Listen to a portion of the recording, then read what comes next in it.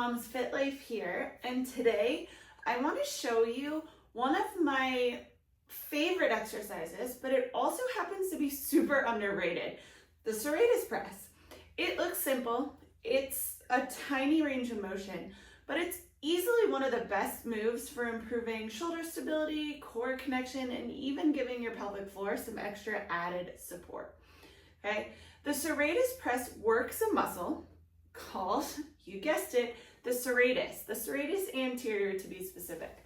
It is a muscle that sits under your shoulder blade and wraps around your ribs, and you can kind of think about it like fingers helping with that shoulder blade.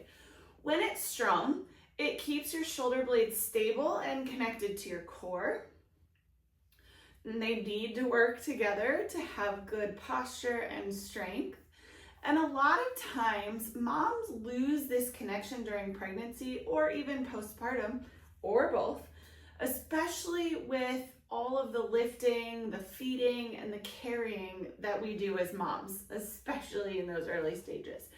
So here's why the Serratus press is such a game changer. Like I said before, it stabilizes your shoulders so you can push, reach, lift, or carry without any pain.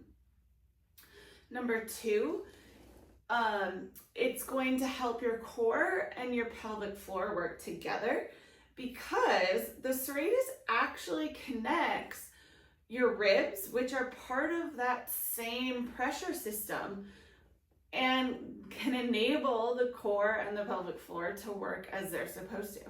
Three, it improves your breathing and posture. When your ribs move well, your diaphragm and your pelvic floor move well too. And oftentimes that comes with needing some shoulder mobility as well. So this little tiny move is doing way more than you think. I know, it's crazy, and you'll see it in action in just a minute. So let's get to that action. We're gonna do a Serratus press. Now you can do this on a wall in a plank position. I'm gonna show you from a chair. You can even do it in a move similar to child's pose. But you're gonna come to your chair, your countertop, kitchen counters work great. And you're gonna just lower your chest towards the chair, keeping your head in line with your spine as your shoulder blades come together, pinching at the spine. And then you're gonna press away from that surface, so in my case a chair, as your shoulder blades come down and around the sides of your rib cage.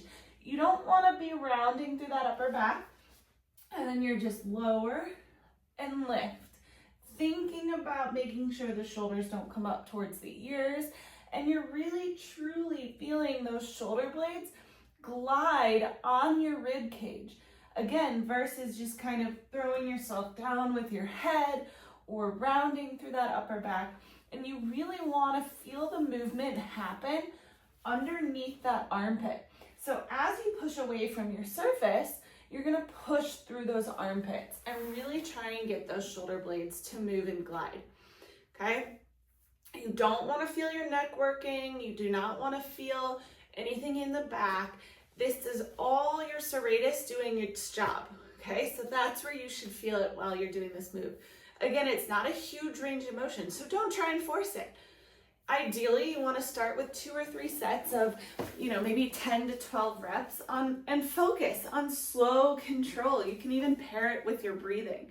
If you're rebuilding after pregnancy or dealing with shoulder tightness or maybe leaks, this should definitely be added into your routine. It's a great way to warm up before going into your workout. Cool down even. Okay, and if you want a plan that shows you exactly how to build strength safely and actually connect your shoulders, core, and pelvic floor, come check out my one-on-one coaching. I will help you personalize your workouts so every move works for your body, because it sure is different than my body or your neighbor's. Okay, so that's what you would get with some one-on-one coaching.